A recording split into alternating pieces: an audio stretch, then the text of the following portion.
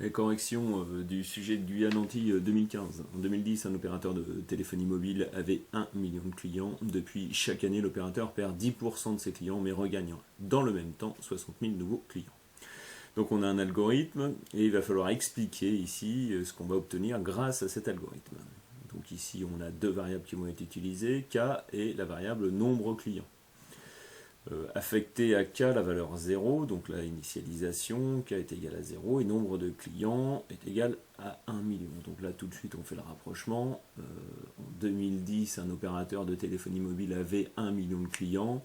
Donc ici ça considère, K en fait va donner le nombre d'années à partir de 2010, et nombre de clients, c'est le nombre de clients pour chaque année écoulée depuis 2010. Donc tant que K est inférieur à 8, donc là on a une boucle affectée à K la valeur K plus 1. Donc ici, à chaque tour de boucle, ce qui va se passer, c'est que K va prendre une valeur 1 de plus. Donc lors du premier tour de boucle, K va être égal à 1, deuxième tour de boucle, K va être égal à 2, et ainsi de suite. Affecté à nombre de clients, la valeur 0,9 fois nombre de clients plus 60 000. Alors là, le 0,9...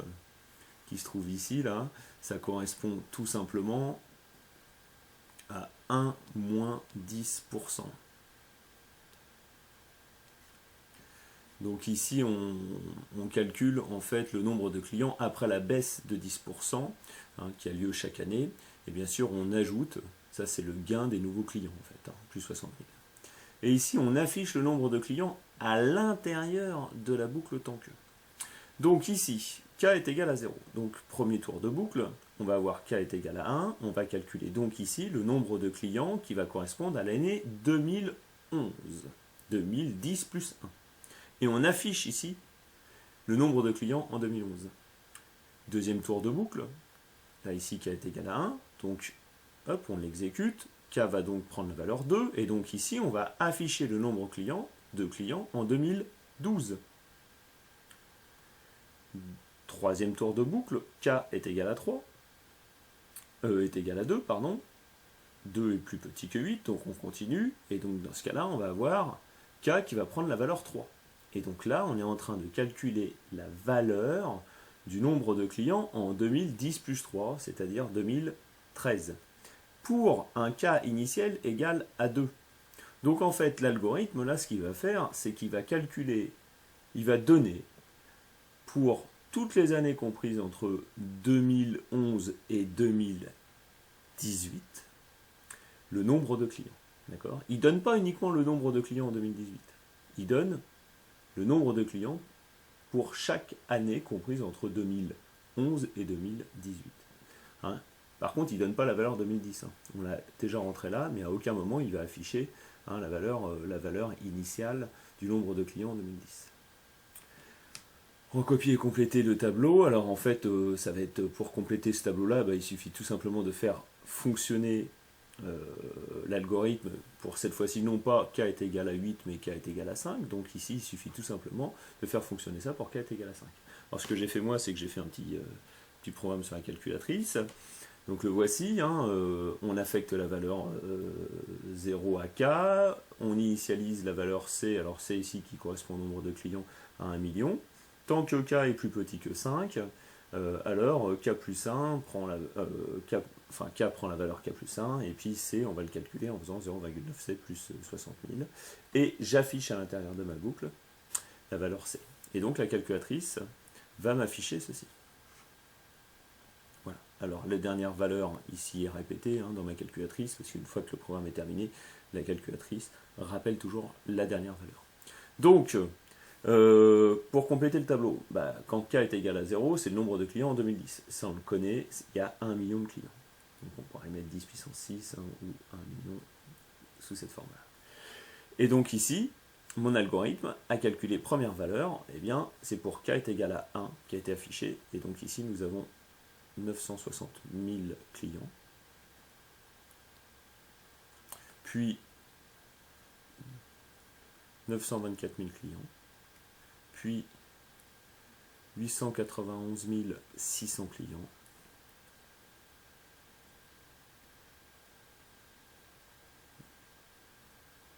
Puis 862 000, non, 862 440 clients, pardon, j'avais perdu une ligne, c'est pour ça que j'ai mis un petit temps d'arrêt, et puis ici, voilà, dernier résultat, 836 196 clients. Voilà. Important ça. La place du nombre de clients.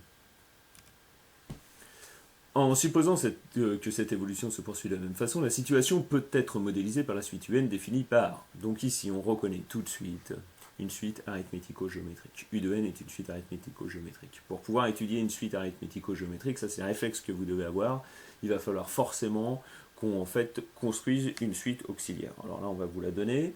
Je continue à lire quand même l'énoncé. Le terme U de n donne une estimation du nombre de clients en milliers. Donc là, je fais attention, hein, c'est pour ça qu'il y a plus de 1 million qui apparaît, mais c'est 1000 milliers, c'est-à-dire 1 million, pour l'année 2010 plus n. Pour calculer la suite U de n, on considère la suite V de n, là voilà la fameuse suite auxiliaire définie pour tout entier naturel n par V de n est égal à U de n moins 600. On va devoir démontrer que V de n est une suite géométrique. Alors je vais vous le faire avec deux méthodes. Petite A. Première méthode.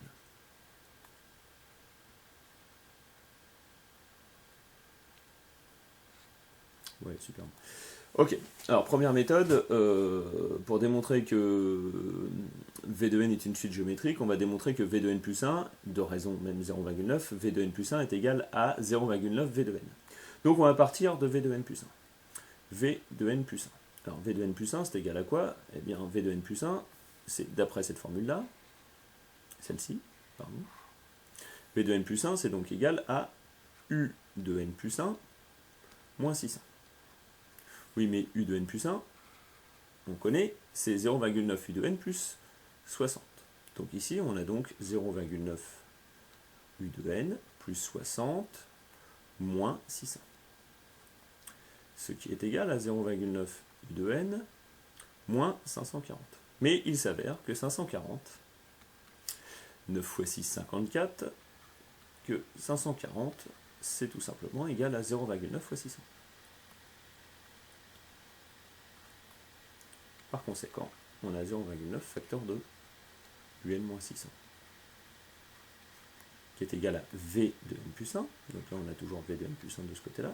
Oui, mais UN moins 600, eh bien, je reviens là-dessus. UN moins 600, c'est V de n.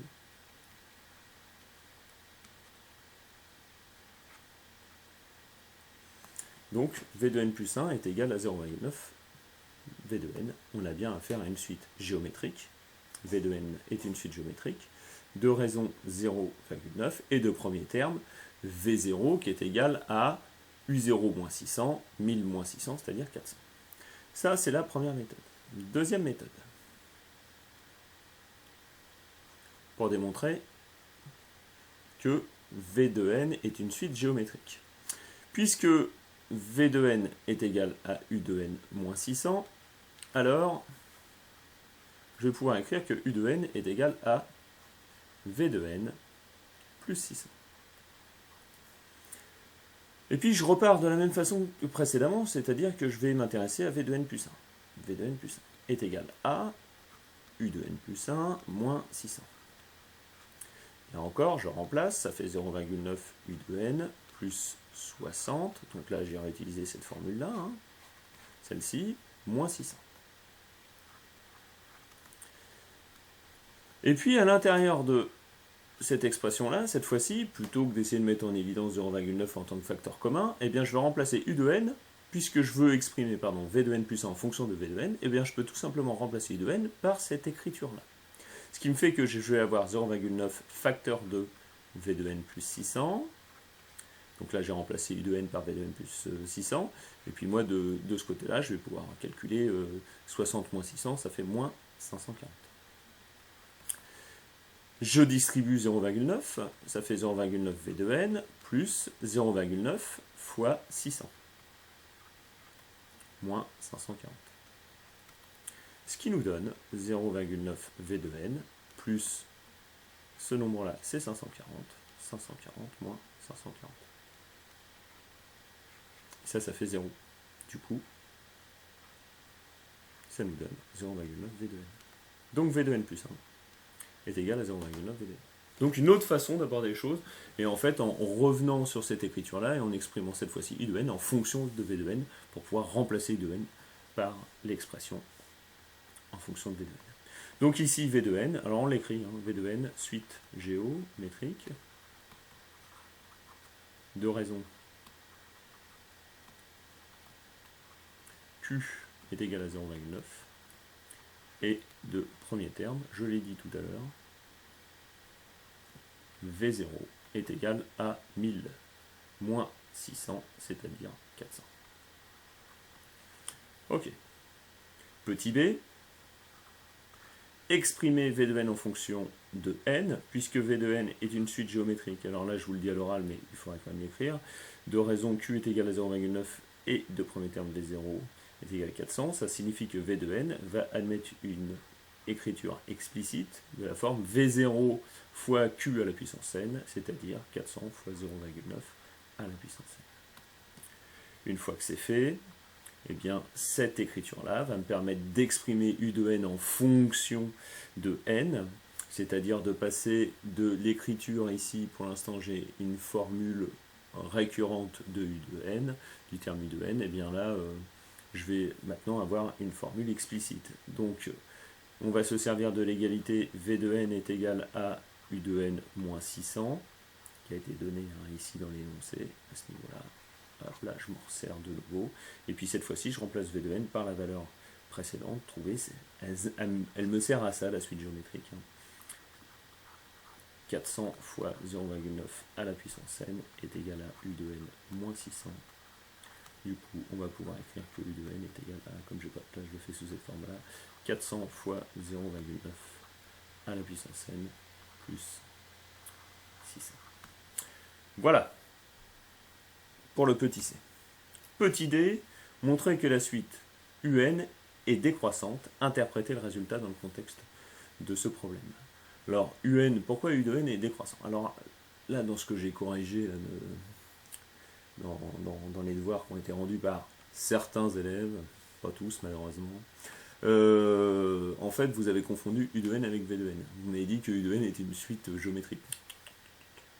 U de n est une suite arithmético-géométrique. Bon. Alors, j'aurais pu vous la faire comme Manon, c'est-à-dire ici calculer u de n plus 1 moins u de n, et puis remplacer, et puis essayer de simplifier les expressions, et puis essayer de voir ce qui se passe. Alors, c'est-à-dire faire sous cette forme-là, u de n plus 1 moins u de n est égal à 0,9 u de n plus 660 moins u de n. Et puis, je ne sais plus comment on a fait Manon à partir de là, mais... Ah ouais, et puis après remplacer en fait u de n en fonction de n. Bon, voilà.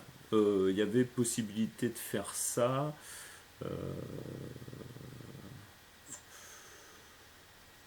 C'est-à-dire faire ceci, en fait, moins 0,1 u de n plus 60, et puis remplacer après moins 0,1, facteur de 400 fois 0,9 à la puissance n, non pardon, il faut que je l'enlève, gomme,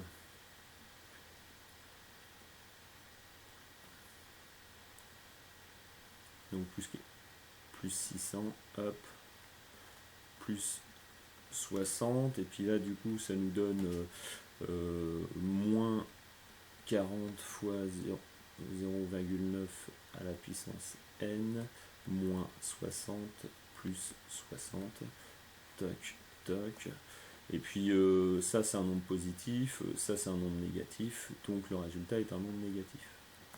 Donc ici on a u de n plus 1 moins u de n qui est un nombre négatif, une autre façon d'exprimer, n plus 1 est inférieur à u de n. Voilà, et donc du coup, je m'aperçois que ma suite u de n est une suite décroissante. Donc on aurait pu le faire sous cette forme-là. Voilà, sinon je peux me servir de la suite v de n et du fait qu'elle soit géométrique. Supprimer toutes les entrées minuscules sur le dispositif. Hop là. Donc c'est parti. Une autre façon de le faire, donc ici en fait, c'est puisque v de n, je reviens sur l'écriture, v de n est égal à u de n moins 600, alors forcément, ça signifie que U de n, on l'a déjà écrit précédemment, est égal à V de n plus 600. Et donc U de n plus 1, forcément, est égal à V de n plus 1 plus 600.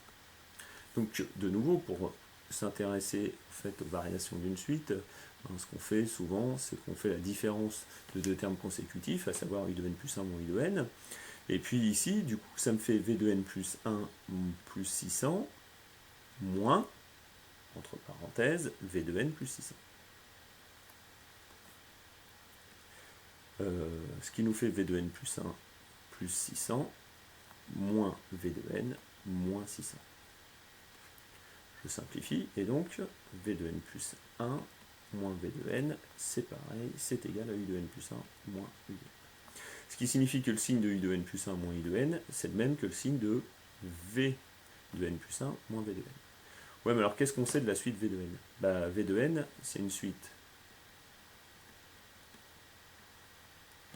Géo de raison Q est égal à 0,9, c'est-à-dire compris entre 0 et 1. Et de premier terme, V0 est égal à 400, qui est un nombre positif. Donc ici, ça c'est du cours, V de n est une suite décroissante. Et puisque c'est une suite décroissante, ça signifie que V de n plus 1 moins V de n, c'est négatif. Parce que V de n plus 1 est tout simplement plus petit que V de n. Et puisque V de n plus 1 moins V de n est négatif, eh bien ça signifie que U de n plus 1 moins U de n est aussi négatif. Donc, on a bien U de n plus 1 plus petit que U de n, et donc U de n est une suite décroissante. Dans le contexte, ça signifie quoi que la suite est décroissante? Ça signifie tout simplement qu'au fil des années, en fait, l'opérateur va perdre des clients. Voilà. Troisième partie, à la suite d'une campagne publicitaire conduite en 2013, l'opérateur de téléphonie observe une modification du comportement de ses clients.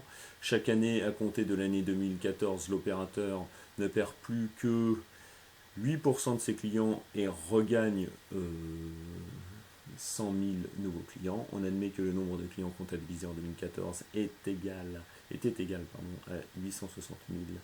En supposant que cette nouvelle évolution se poursuive durant quelques années, déterminer le nombre d'années nécessaires pour que l'opérateur retrouve au moins 1 million de clients. Alors là, l'idée de cet exercice-là, c'est quand même malgré tout que vous soyez capable de construire de par vous-même un algorithme et d'être capable de le faire tourner. Alors, ici. Alors là, on n'est plus avec U de n parce que les choses ont changé, donc on peut définir la situation peut être modélisée